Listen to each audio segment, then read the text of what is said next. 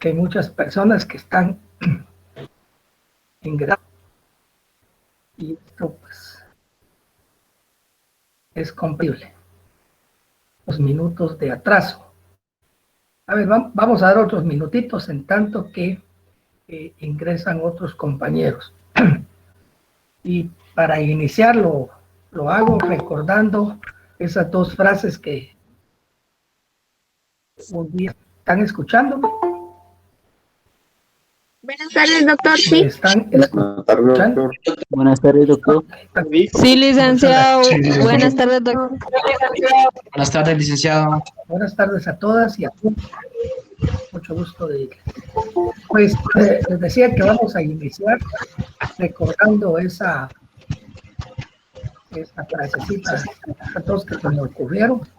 Que dice, el conocimiento no se construye, el conocimiento no se transmite. El conocimiento se construye. Y luego la otra frase que me gusta mucho, y dice, universidad que no propicia la investigación, de verdad les digo, no es universidad. Muy bien, esperemos que estas pequeñas cápsulas vayan sirviendo un poco en la formación intelectual de ustedes y que un día, siendo ya profesionales, las pongan en práctica. Tenemos una audiencia de 13 personas. Estoy muy complacido con el grupo. Activamos nuestras cámaras para poder participar todos del conversatorio. El conversatorio arranca con el análisis que ustedes hicieron de los dos de laboratorio y además el análisis sobre una publicación que yo realicé sobre el rol del profesor universitario. Claro, yo no soy dueño de la verdad, yo no soy dueño de la verdad, simplemente estas son algunas sugerencias, algunas recomendaciones de algo en lo que yo creo. Entonces, iniciaría, voy a dejar de compartir para abrir un poco más el espectro. Y entonces,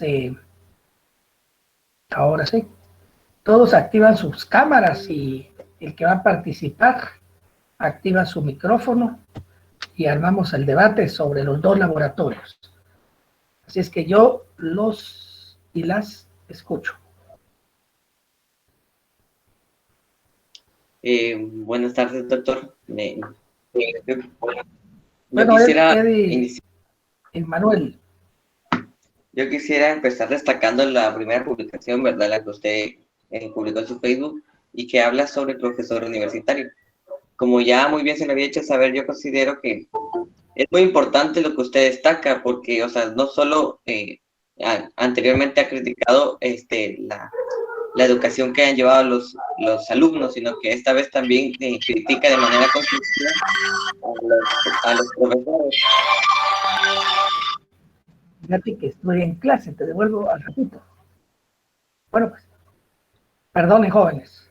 No se preocupe. ¿Qué decía, Eddie? Como yo seguía diciendo, es que usted destaca muy bien que como seres humanos que somos, ambos estamos dispuestos a cometer errores, ya sea tanto de parte del alumno como de parte del catedrático, ¿verdad? El catedrático puede culpar en seguirse pensando en métodos de educación que ya no son propios para esos momentos y en esta época. Y como le dije, para que se destaque una buena educación, hay que hacer que la educación sea recíproca, que pueda aprender tanto el alumno como el maestro diariamente. Y sobre la segunda publicación, que habla sobre la buena política del Papa, según el Papa Francisco, ahorita. Sí, yo concuerdo bastante. Hagamos algo, hagamos algo. Yo quisiera que dividamos el conversatorio en dos partes. La primera parte, vamos a hablar del rol del profesor universitario. Y después vamos a hablar sobre la propuesta del Papa. pero me pareció muy importante el aporte de Eddie. ¿Alguien más quiere hacer uso de la palabra? Yo, licenciado. ¿Alguien Me más? parece, A ver, Nilton. ajá, a mí me parece muy acertado, pues siento que no se puede esperar que los alumnos dejen de ser amanuenses y lleguen a la universidad a solo intentar sacar una buena nota sin importar el medio. Si los catedráticos no dejan de ser dictadores y adoctrinadores que creen que el conocimiento se transmite totalmente, el profesor universitario debe sacarnos de esa caverna de la educación convencional. Nos ha hecho ver como la única realidad que deben enseñarnos a buscar otras realidades, o bien que observemos esta realidad y la investiguemos, pero desde diferente punto de vista, y que nosotros mismos construyamos nuestro conocimiento a través de la investigación que la universidad nos debe proporcionar y la guía de un buen catedrático universitario que nos despeje dudas y nos motive. Basta ya de dictadores y adoctrinadores asesinos de la creatividad que uniforman nuestro pensamiento, exigiendo obediencia sobre la razón. Es hora ya de que los profesores universitarios dejen atrás ese sistema convencional y disfuncional, y es hora de que nos ayuden a construir nuestro propio conocimiento y no a replicar el de ellos. Perfecto. Creo que lo que Milton acaba de expresar es muy valioso, porque está dando exactamente en el punto toral, en el sentido de que lo que debemos de buscar, jóvenes, claro, desde mi punto de vista, es una comunicación, así se le llama técnicamente, una comunicación asertiva, es decir, una comunicación de doble vía. Ya pasó realmente a la historia la educación donde el maestro era el que todo lo sabía. Yo he tenido alumnos de los cuales he aprendido mucho y estoy muy agradecido. Entonces, es una comunicación asertiva la que hay que propiciar, profesor-alumno. Muy bien, ¿alguien más? Gracias, Milton. ¿Alguien más? Yo, licenciado, doctor, disculpe. Yo creo que es muy importante que como sí, así. Yo creo que es muy importante que como estudiantes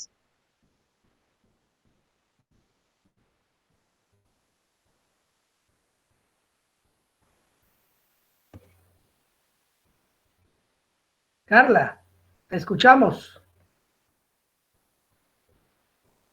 Perdón, es que Carla, como estaban nadando. Muy bien. ¿Alguien Sí. más? Está ladrando el profesor. A ver, Mauricio. Vamos, Mauricio. Vamos, Mauricio. Gracias. Tengo mi Vamos, apunte en la pues, Mauricio. El alumno tendrá la misma pasión por aprender, al igual que el profesor por enseñar. Muchas veces como alumnos nos quejamos por la manera en la que el profesor imparte su clase, porque puede ser muy metódica, aburrida y extensa, y sin nada de dinamismo. Es por eso que usted, doctor, insta a los profesores a cambiar radicalmente el método de enseñanza, y que de esta manera dejemos de ser unos amanuenses. Una buena alternativa, pues, mientras la educación y la escuela se imparta, es para evitar la anarquía. Eso es lo que yo pienso. Gracias. Muy bien, excelente, Mauricio.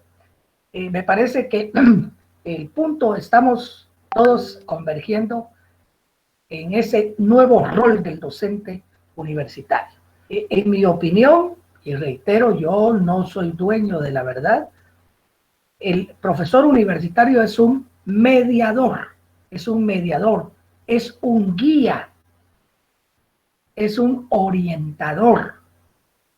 Yo soy su guía, yo soy su orientador, pero también soy un mediador entre el conocimiento y lo no conocido. Ahí me muevo yo. Y los voy guiando y los quiero motivar a que construyamos el conocimiento. Hay que construirlo. Y allá adelante voy a explicar algo que aprendí en mis estudios en INCAE, que se llama tragar sin masticar Eso lo voy a explicar en el futuro. Muy bien, muchas gracias. ¿Alguien más quiere intervenir? Doctor, disculpe, yo quisiera hablar, solo que mi cámara no funciona. Ok, Jennifer Pedrosa. Ok. Doctor, yo apoyo completamente ese aporte, Jennifer. puesto que durante años, como estudiantes, nos han brindado una educación muy dictatorial, en el cual nos han impuesto pensamientos y limitado la capacidad de crear opiniones propias. La implementación de una clase interactiva no solo facilita el aprendizaje, sino que también estimula al estudiante a indagar dentro de los temas correspondientes, así como despierta el intelecto del estudiante. Muy bien. Una educación interactiva, dice Jennifer. Esa debe ser interactiva, en donde el maestro es un guía, el maestro es un orientador, dije, es un mediador. Muchas gracias, Jennifer Pedrosa. ¿Alguien más, jóvenes? ¿Alguien más? Yo, licenciado, buenas tardes. Ay, perdón. Milka Pérez. Milka. Sí, licenciado. Pues fíjese Milka. que, gracias. Yo creo que seguimos atrapados en el significado de amanuenses, ya que como podemos sacarle, digamos, cómo podemos sacarle nosotros provecho a los temas que ustedes nos brindan, sus aprendizajes, sus aportes. Yo creo que como alumnos también nos hemos estancado. Ese no es, digamos, como estaba diciendo algunos de mis compañeros, que era dictatorio lo que ustedes nos decían, sino que ustedes nos brindan el conocimiento que desde hace muchos años ustedes lo han trabajado, ¿verdad? Entonces nosotros como estudiantes deberíamos hacer del conocimiento que nos brindan, aportar, indagar, investigar más, para que no solamente nosotros sería un conocimiento mutuo, porque usted me aporta a mí y yo podría aportar algunas ideas, y asimismo ser un tratar de que nuestra generación en el conocimiento y la educación cambie. Ok, perfecto. Muy bien, creo que estamos también en la misma sintonía. Debe existir una interactuación de ida y de regreso. Ahora bien, por la amplia experiencia que yo tengo, lo que he venido observando es que a veces hay un buen profesor, pero los estudiantes no participan. Se quedan ahí tranquilos y les gusta ser simples copistas, amanuenses. Entonces, ese es el problema. A ver, si el profesor está dictando y no quiere parar, bueno, mire, para eso se levanta la mano. Disculpe, licenciado, disculpe, maestro, disculpe, doctor, disculpe. Y yo tengo una duda, porque lo más triste, jóvenes, es que ustedes cada tarde se vayan a sus casas con un chorro de dudas. ¿Qué quiso decir él cuando expresó tal o cual cosa? Tiene que existir, como decía, una interactuación. Maestro, alumno. Muy bien, muchas gracias. ¿Alguien más? Estamos abordando Licenciado. el tema del rol. Sí, Aldo Gramajo. Nosotros como estudiantes debemos de desarrollar un aprendizaje echando mano de todos los medios que estén a nuestro alcance, para no conformarnos con ser estudiantes que únicamente se dediquen a tomar en cuenta como única fuente impartida por el catedrático, e ir construyendo nuestro propio conocimiento como estudiantes, como usted bien lo indicaba anteriormente. Correcto. A mí me gusta un poco eso lo que dice Aldo, en el sentido de echar mano a todo lo que tengamos al alcance. Hay que hacerlo. Por ejemplo, una fuente importante, jóvenes, en la ciencia política, es leer todos los días el editorial de uno de los periódicos del país. Ese es un consejo. Es importante, voy a repetirlo, es importante leer el editorial de uno de los periódicos del país. El editorial nos brinda el termómetro de cómo está la situación, por ejemplo, en Guatemala. Muy bien. ¿Alguien más, jóvenes? Yo, licenciado, doctor, yo creo Mónica, que tiene mucha razón, Mónica pues, Rivas. Así es. Yo creo que tiene mucha razón, pues, un profesor que es dictador, lo que hace es dar la clase de una manera monótona, lo que hace que los estudiantes se aburran y así pierden el interés en la materia. En cambio, los profesores que interactúan, hacen dinámicas y nos dan material de apoyo, hacen que la clase sea satisfactoria para, tanto para nosotros, como los alumnos, como para ustedes, los catedráticos. Pues al participar y escuchar diferentes opiniones aprendemos a abrir nuestra mente, a desenvolvernos, a argumentar de manera correctamente y ver las cosas desde diferentes perspectivas, lo cual nos hace analizar y querer aprender más. Muy bien, excelente, excelente. Yo creo que este aporte suyo nos sirve de mucho, en el sentido de que debemos de comprender todos que el estudiante universitario es un protagonista. Ustedes son protagonistas. No están en el caso de la educación virtual, para estar sentados escuchando, a veces hasta nosotros los profesores cometemos errores, escuchando incoherencias. Ustedes son protagonistas, no lo olviden nunca. Van a ser abogados, imagínense, van a ser protagonistas de la historia de este país, bien formados. Porque yo no quiero que con los años ustedes sean de esos profesionales mediocres que hoy por hoy abundan. Nuestra facultad entró en una crisis, lamentablemente, no es el momento, pero como el curso es de ciencia política, yo tengo libertad de expresar. La facultad ha caído en un bache. Hoy los estudiantes, con mucha pena, no leen, no compran libros, solo están atenidos a lo que pueden ir pescando por ahí y el internet, en fin, y son poco participativos. Byron Santiago. Sí, doctor, con una consulta.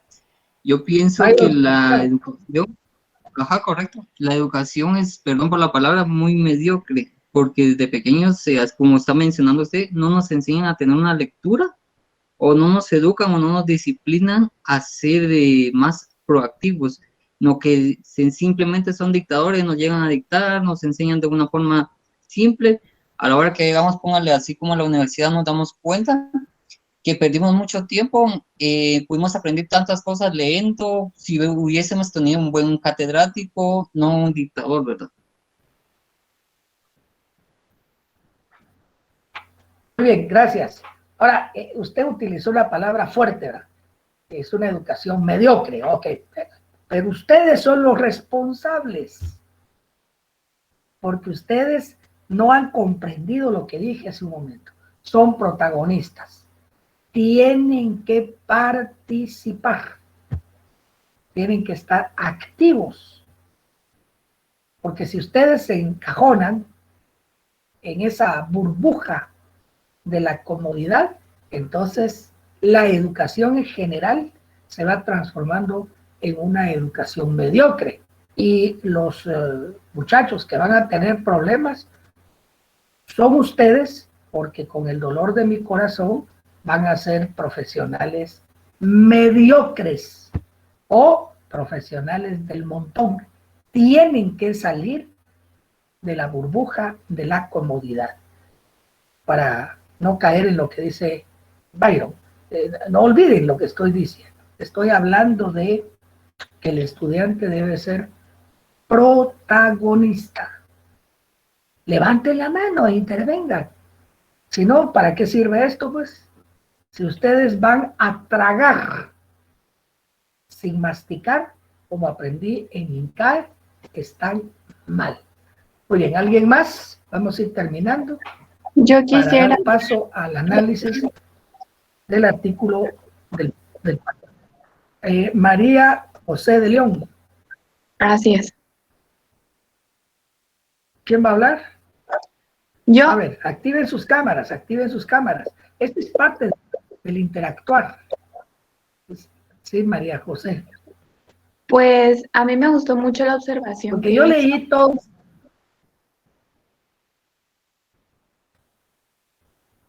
ya Sí, que María José.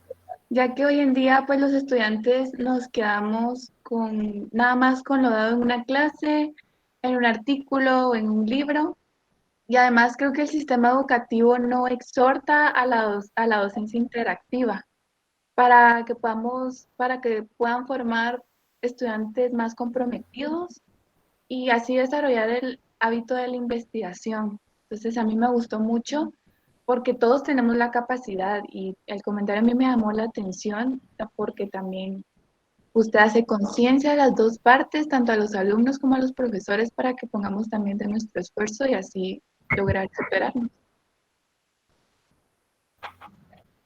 Muy bien. Son dos partes. Son dos partes. Profesor, alumno. Educación interactiva. Yo doy, pero espero que ustedes den. Yo doy las guías, las orientaciones, pero si ustedes no leen, les acabo de dar un consejo. Lean todos los días el editorial de uno de los periódicos. Y se van a dar cuenta ustedes, con el transcurso de los años, qué riqueza de su lenguaje, qué formación la que van a tener. Ahí están, hay palabras que uno a veces no entiende. Entonces se agarra el lapicero y se subraya. Y luego se va al diccionario. ¿Qué quiso decir el editorialista con la palabra tal? Usted nunca habían escuchado la palabra amanuense, pero ahorita ya la tienen clara en su mente. Muy bien, jóvenes. Hacemos un alto y vamos al comentario del artículo. Sí, ¿quién quiere hablar? Yo iba a dar un pequeño comentario, licenciado. Hoy. Ian, Alejandro. Sí, licenciado. Buenas tardes, Sí, disculpe, Ian. no tengo cámara. Que no hay problema. Yo considero que es importante que el alumno también sea autodidacta y también tenga una sed de aprendizaje, ya que pues es necesaria para que se pueda comprender bien los temas, que se puedan construir en un salón de clases con un catedrático. Ahí sí que tiene que haber una complicidad de aprendizaje tanto del estudiante y del catedrático. También es importante que el catedrático no sea un dictador. Considero que un profesor debe tener la vocación de enseñanza, que le interese, que sea interactivo y que le interese mucho que los estudiantes pues construyan el conocimiento. Ok, perfecto, excelente. Pero si supongamos que el profesor no tiene esas cualidades, el estudiante te levanta la mano y dice, mire, disculpe.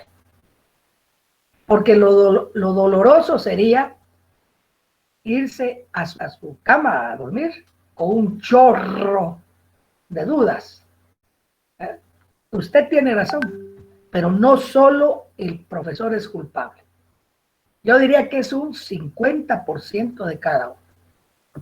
Exactamente. El profesor es más de un 50%. Y no nos preocupamos por saber. Estudiantes. Exactamente. Perdón, Nilton, ¿qué dice? Que yo siento que muchas veces nosotros sabemos que no sabemos y no nos preocupamos por saber. Esa frase está bonita.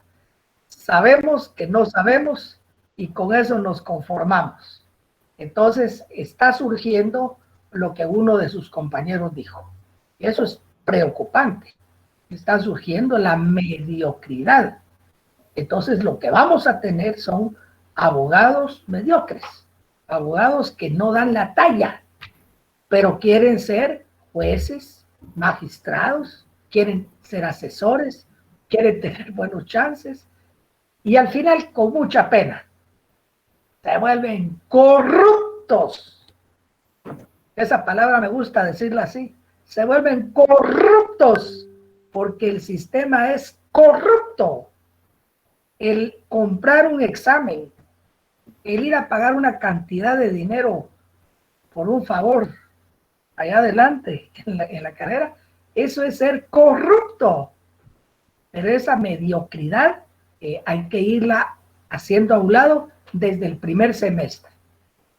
Ahorita, para que cuando ustedes vayan avanzando sean diferentes. Ok, lo dejamos ahí y vamos con el artículo del Papa.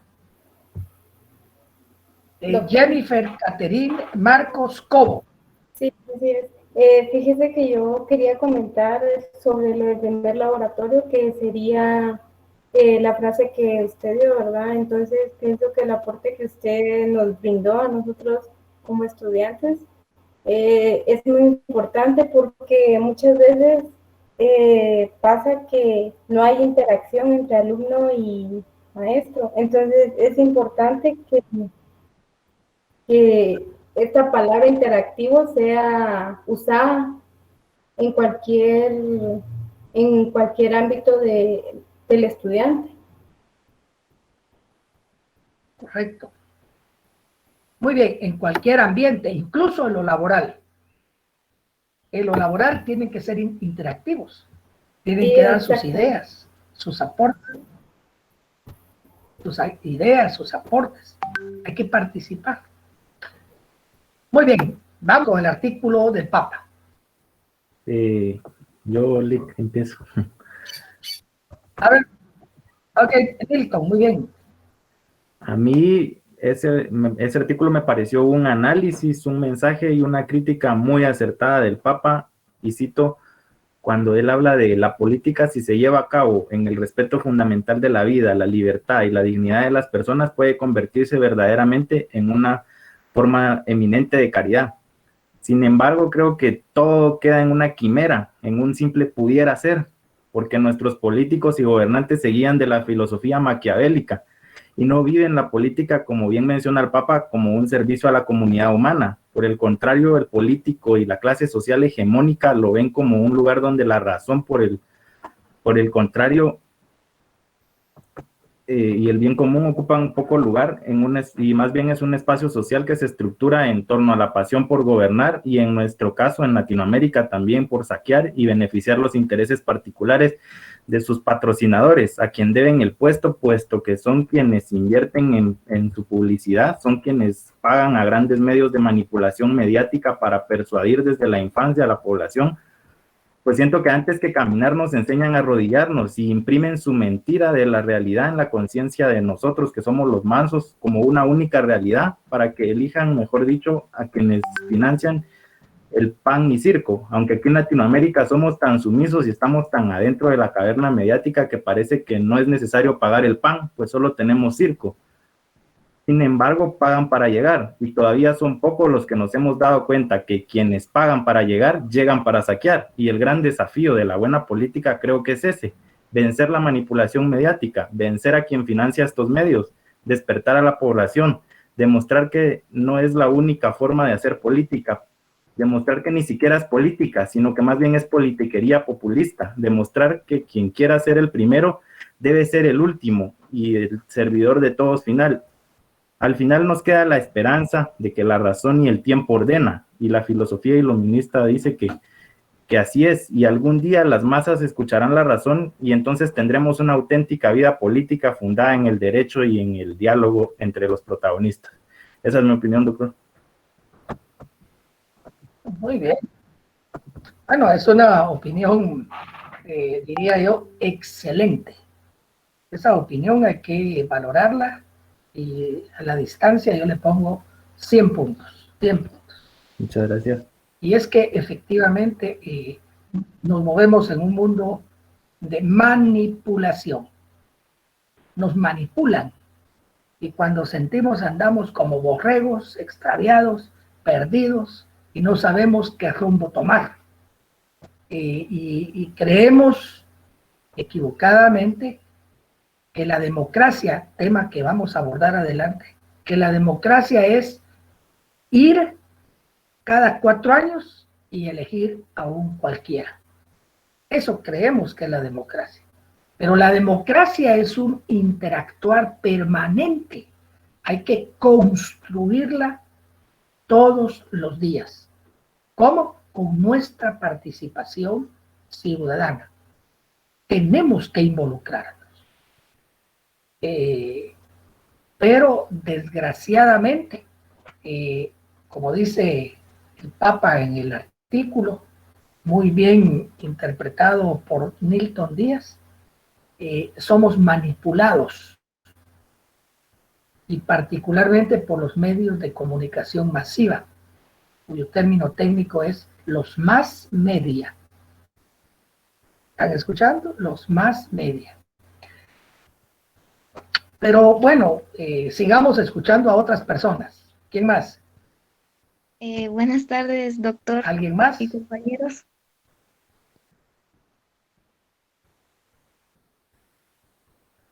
Yo concuerdo con la opinión del Papa y sus referencias, ya que se debe de buscar el bien común. Erika, no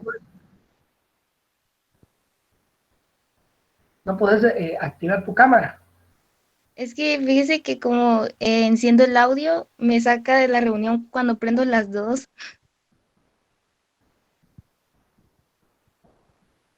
Bueno, perfecto. La idea de poner la cámara es para que nos conozcamos todos. Todos nos vamos conociendo poco a poco. Muy bien. Y entonces, Erika.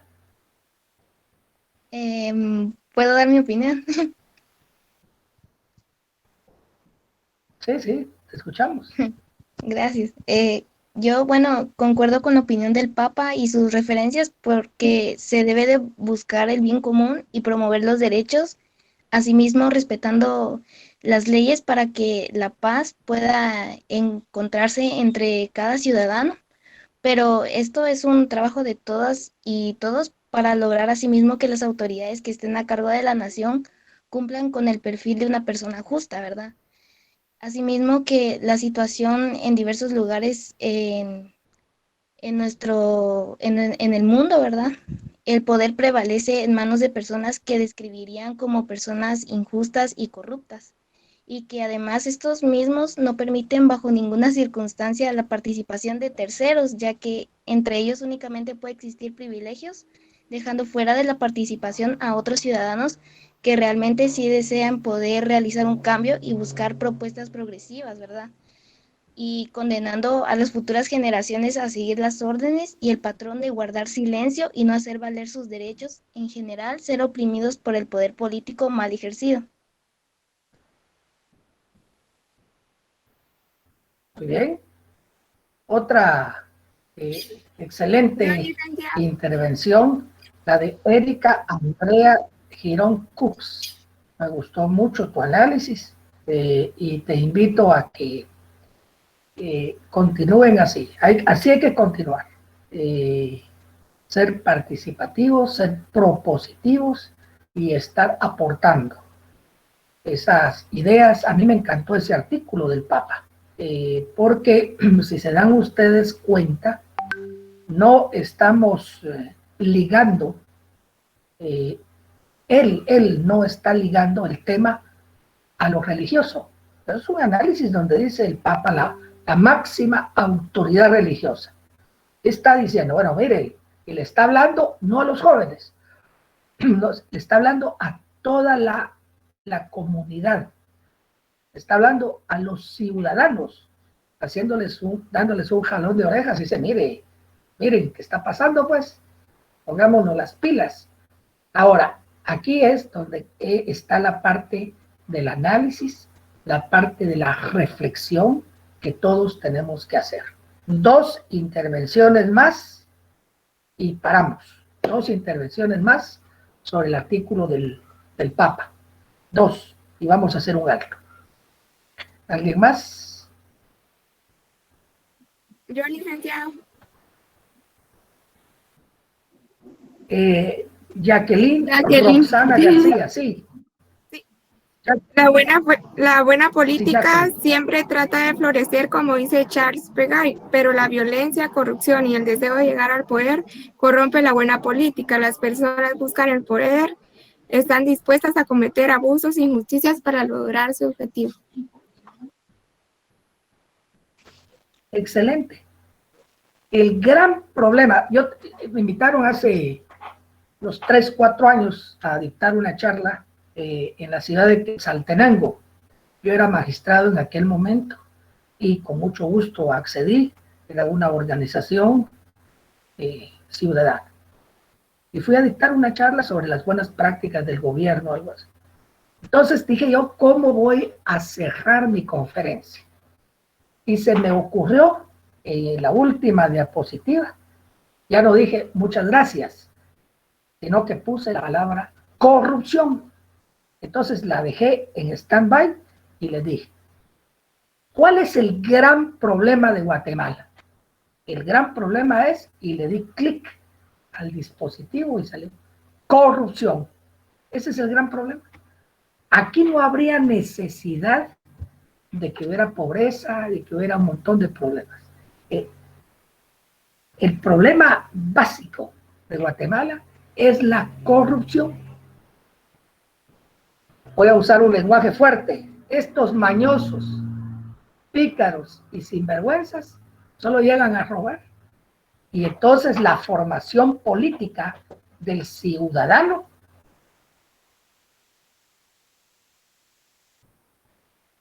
es hacer todos entender que si ese es el problema hay que atacarlo. Si a ustedes allá adelante, perdonen que sean tan sinceros, les piden dinero a cambio de un punto de tesis, no den dinero, porque son corruptos, porque tan corrupto es el que pide, como tan corrupto es el que da. Muchas gracias, Jacqueline. Una última intervención. Yo, doctor. Ana Elisa Martínez. Buenas tardes, doctor. Sí, Ana Elisa. Quiero dar un comentario. Para mí es realmente verdadera la parte donde dice que sabemos bien que la búsqueda de poder a cualquier precio lleva al abuso y a la injusticia. Bueno, pues lamentablemente es así por la ambición, la búsqueda de tener más por encima de los principios. Los gobernantes y políticos hacen esto, al principio prometen cosas y pues al final son injustos con el pueblo.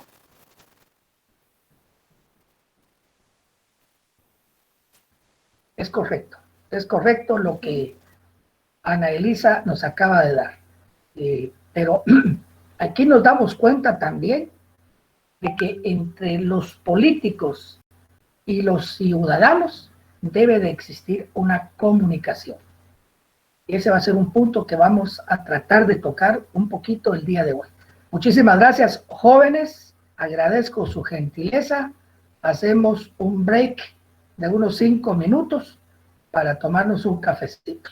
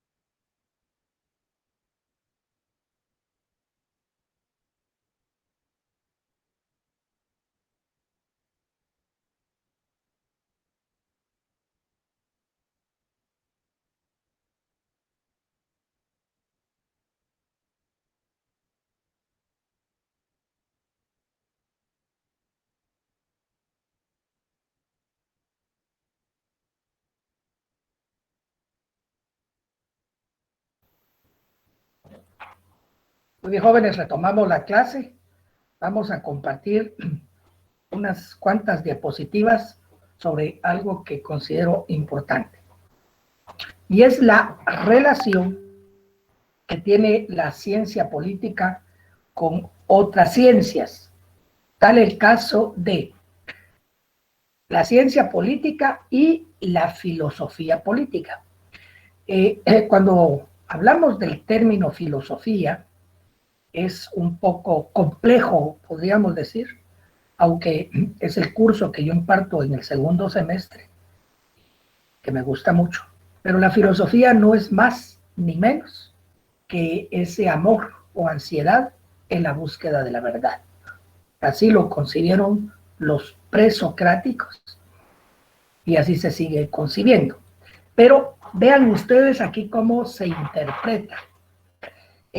No es la filosofía stricto sensu, sino que se dice la filosofía política. Entonces aquí la palabra, el término filosofía es como el cómo hacer. Habrán ustedes escuchado en varias oportunidades que se dice la filosofía de mi empresa consiste en hacer tal o cual cosa.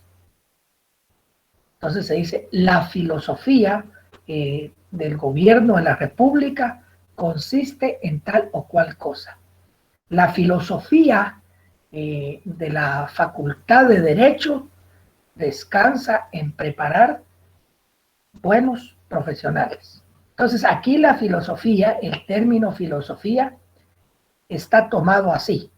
Entonces dice la ciencia política y la filosofía política. Es decir, cómo la política se va a desenvolver, cómo se va a ir presentando. A eso se refiere la relación de la ciencia política con la filosofía política.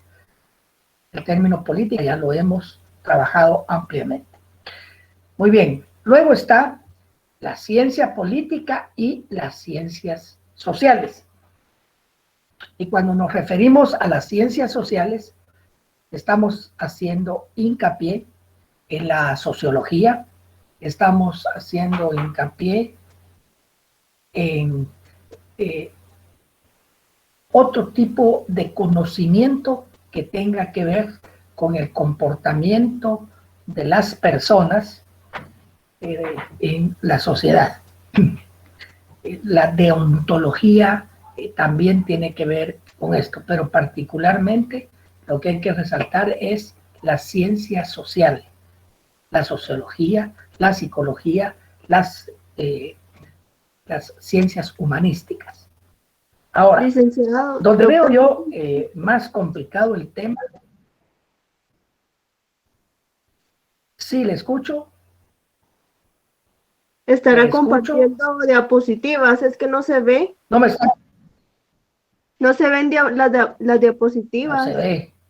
no, Oh, permítanme un momento. Oh, permítanme. gracias.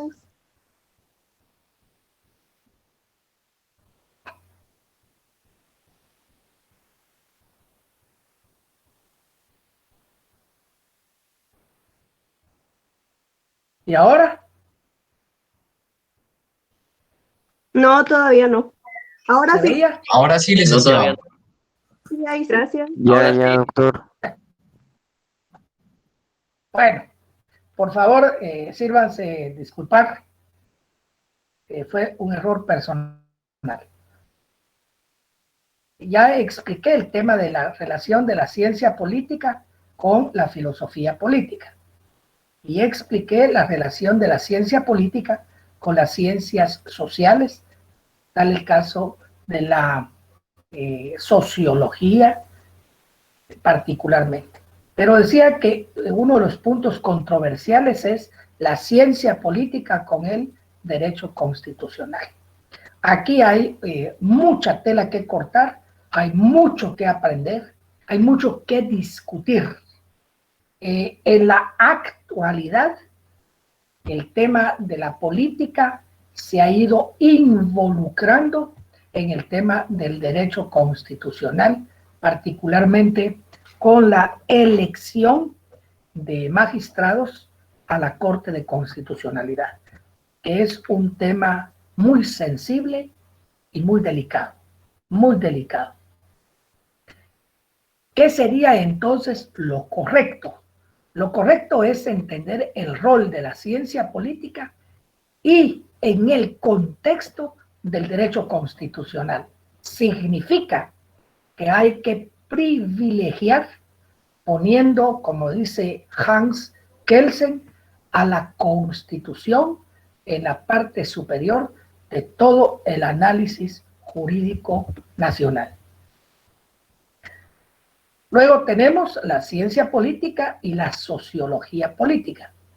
La ciencia política, pues ya tenemos claro el concepto, pero es en el tema de la sociología política, es igual que el término filosofía política, porque la sociología sola es algo que tiene que ver con la ciencia política. Ahora, cuando hablamos de sociología política, nos estamos refiriendo a el análisis del comportamiento de los ciudadanos dentro de ese abanico social, ese comportamiento político, cómo se está dando. Y finalmente, recordemos una vez más que la ciencia política es una ciencia autónoma. Eso significa, si no lo había dicho, que la ciencia política depende por sí sola. Aquí hice este cuadrito para ver que tiene relación con otras ciencias. Sin embargo, depende de sí misma. ¿Por qué? Porque como ciencia tiene su método propio de investigación, tiene sus propios fines, sus propios objetivos y sus propias metas. El contenido temático, yo puse aquí el político y su aporte a la sociedad. Entonces, este es el tema. Lo voy a subrayar porque este es el tema. El político y su aporte a la sociedad. Para tal efecto, yo sugiero, y creo que ya lo tenemos ahí en uno de los auditorios, hay que analizar un tema específico que yo subí también a mi sitio web y que titulé La ignorancia política. Ahora, ¿cuál es el punto en este momento? El punto es el político y su aporte a la sociedad. Ese es el punto. Ahora, para poderlo entender más, ustedes van a leer esto que está acá, que justamente son, ustedes se dieron cuenta que son publicaciones que he hecho ya, la del profesor universitario y las otras dos, las subí en el año 2017, 18, 19, 20, 21, hace 4 años. Hace 4 años trabajé eso. Este tema de la ignorancia política es bonito, pero ese es un laboratorio que viene después. No, creo que es en la siguiente ronda de los laboratorios. Ahora, aquí el punto, hagan ustedes casi cuenta, voy a hacer esto en este momento, miren lo que voy a hacer, y nos vamos a quedar solo con esto. El político y su aporte a la sociedad. ¿Cómo miraría yo ese aporte del político hacia el medio guatemalteco? En las políticas de gobierno, en su comportamiento todos los días, en su rol en el Congreso de la República, por ejemplo, en su rol en otro tipo de actividades. Entonces, ahí vamos a encontrar el aporte en la búsqueda de algo muy sencillo, que es el bien común. Si se da el bien común, pueden ustedes estar seguros que el aporte, esta palabra clave, sí se está dando. Pero si el político su aporte no va alrededor del bien común, entonces podríamos afirmar que es un mal político, porque su actividad, ese rol que a él le corresponde, no está bien.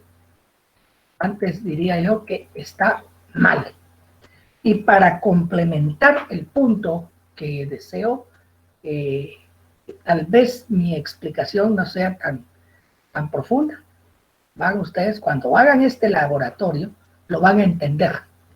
Y se van a dar cuenta de algo, jóvenes, interesante. Ustedes y yo, de alguna manera, somos ignorantes políticos. Esto se la dejé de tarea a unos estudiantes de una maestría que trabajo en farmacia. Y cuando hicieron el laboratorio, casi el 98% me dijeron, mira, tiene razón, somos ignorantes políticos. Bueno, entonces el tema aquí es el político y su aporte a la sociedad. Voy a tratar de dejar solo la introducción ya de este otro punto del programa. Quiero comentarles que ya el examen ya lo tengo listo. No estoy seguro que este punto ya entre en el primer parcial, pero de todas maneras yo sigo desarrollando el programa. ¿Qué es un partido político? Vean ustedes cómo didácticamente he llevado el tema de la ciencia política en este sentido. Para empezar, el origen de los partidos políticos se en Europa Occidental en el siglo XIX.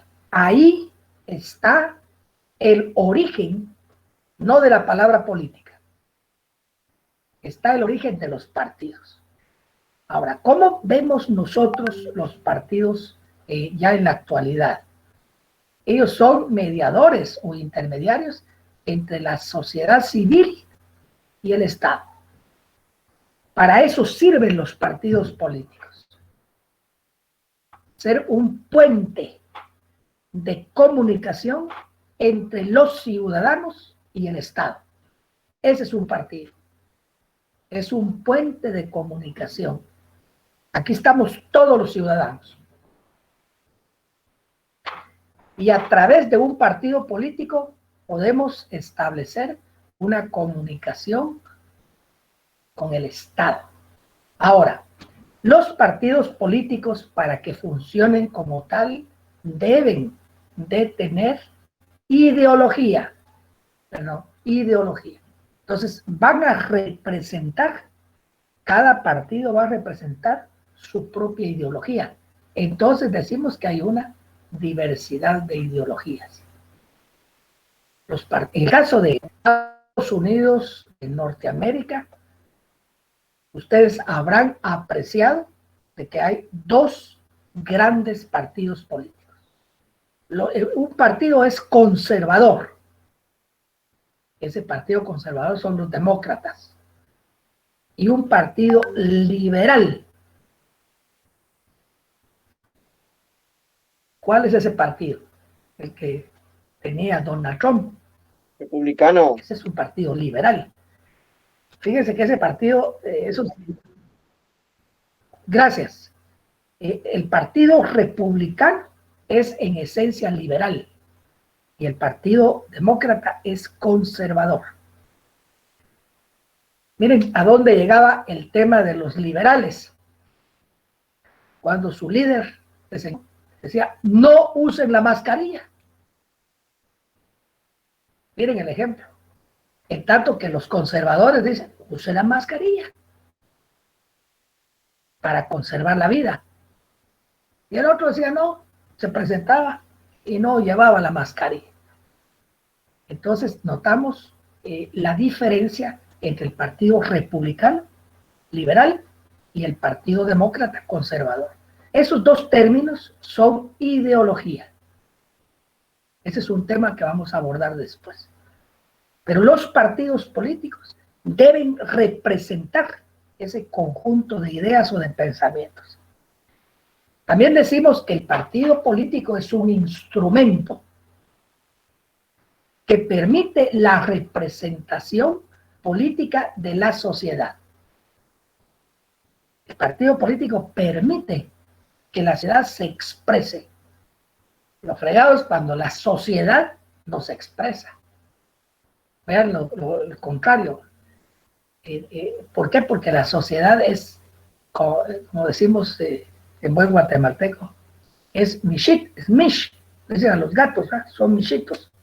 Entonces no participa, no se involucra. Pero un partido es un instrumento, no solo de representación, sino de participación. Pero de representación y participación democrática. Y ahí se va a dar una especie de lucha pacífica y racional o inteligente. El partido político propicia la violencia, deja de ser un partido político. Muy bien, esta cosa se me está... Okay. Ahora, para que sea un partido político, tiene que tener un programa político e ideológico. Tiene que tener un programa. Fíjense ustedes que en Guatemala se agarran a los partidos para hacer un ejercicio, que de hecho es una tarea que les voy a dejar adelante. Viene y dice, ¿cuál es su ideología? Le dice a un partido. Casi, miren, el 98% contesta, somos nacionalistas. ¿Eso qué tiene que ver? ¿Qué tiene que ver con eso? ¿Cuál es la ideología? Somos nacionalistas. Ahora, lo importante es tener un programa de actividad política. Eso no se da en Guatemala. Los partidos son de ocasión. Fíjense ustedes qué doloroso. En las elecciones del 2019 participaron como 24 partidos. Es una vergüenza ciudadana. Es una vergüenza. Y no tienen programa político. Ahora, ¿qué es lo que debe buscar un partido? Es la competencia por el poder político. Competir para tener el poder político a través de un programa de gobierno. Hacemos el alto ahí y yo estoy a la disposición de ustedes porque lo contrario, y mañana voy a continuar analizando las otras diapositivas que tengo sobre el tema del partido político. Muy bien. ¿Algunas preguntas, jóvenes? Lick, yo tengo ¿No hay preguntas? una opinión. Y es que usted mencionaba Milton, que... o Josué. Sí. No, yo. Usted mencionaba que el Partido Republicano es más liberal y que el partido sí. Era más liberal. Yo siento que es al revés, que el partido Republicano es más... Sí.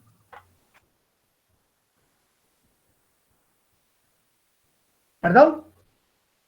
No, que yo siento que es al revés, que el Partido Republicano es el que es conservador, pues no apoya muchos movimientos así como, por ejemplo, la lucha por la equidad de género, mientras que el Partido Demócrata sí es más liberal en ese aspecto. Bueno.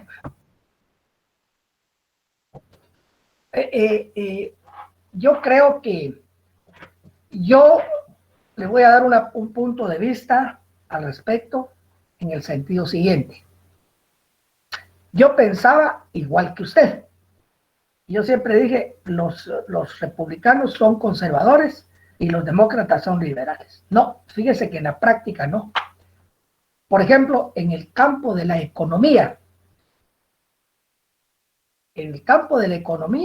el Partido Republicano es liberal.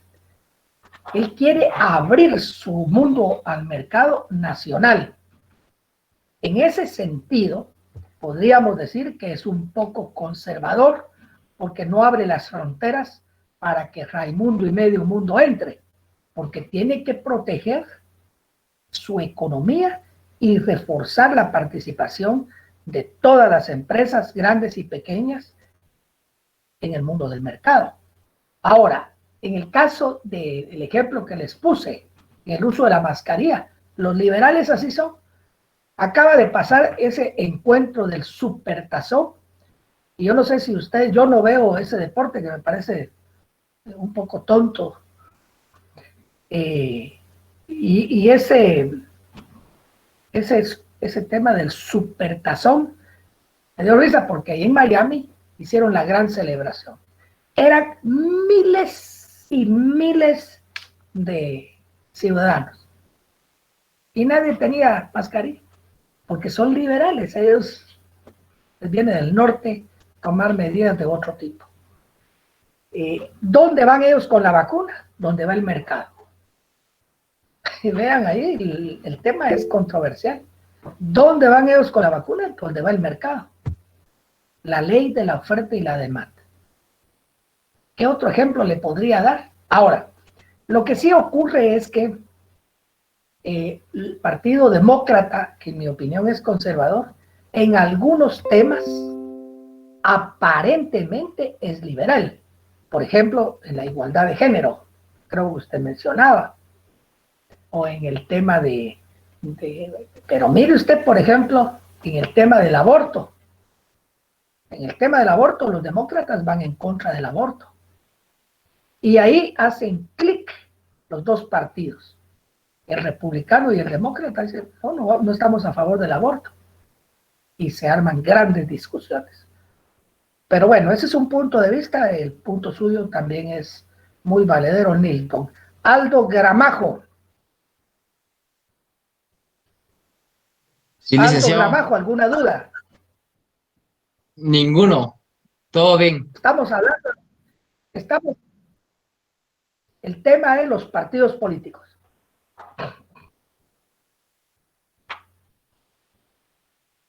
Muy bien, Josué Ramírez. ¿Está Josué? Josué. Bueno, no está Josué. ¿Alguien más quiere intervenir? ¿No hay dudas? Bueno, quedamos hasta ahí, jóvenes. Ha sido un gusto para mí. Eddie, Manuel. Sí, mire, nosotros con Milton estábamos teniendo una discusión que no era relacionada con el tema de aquí de la clase, ¿verdad? Pero quería ver si usted no la podía resolver.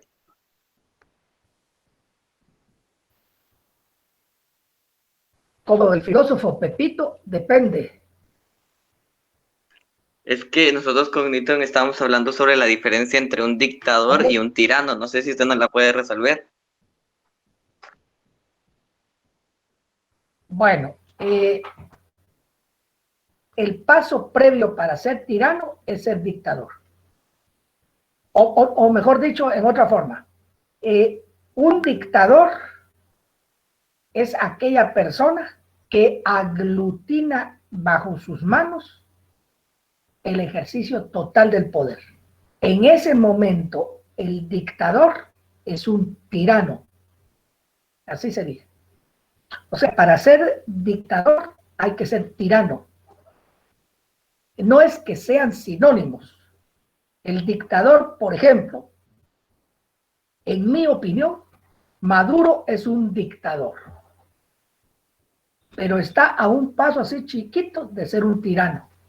Un tirano es el que ya no respeta los derechos humanos, asesina, manda a matar a la gente, y en fin, ese ya es el tirano. El dictador es el que concentra el poder. El caso del presidente de Nicaragua también, Daniel Ortega. Aquí tenemos ejemplos.